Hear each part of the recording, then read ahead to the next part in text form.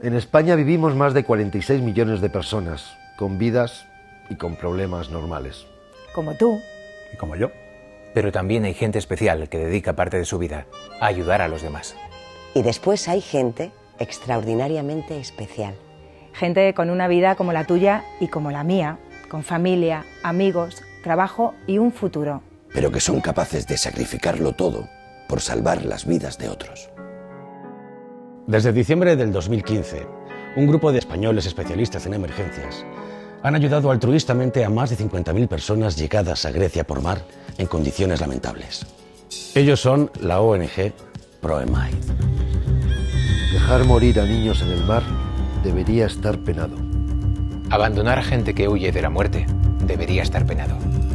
No salvar la vida de alguien que cae al agua debería estar penado.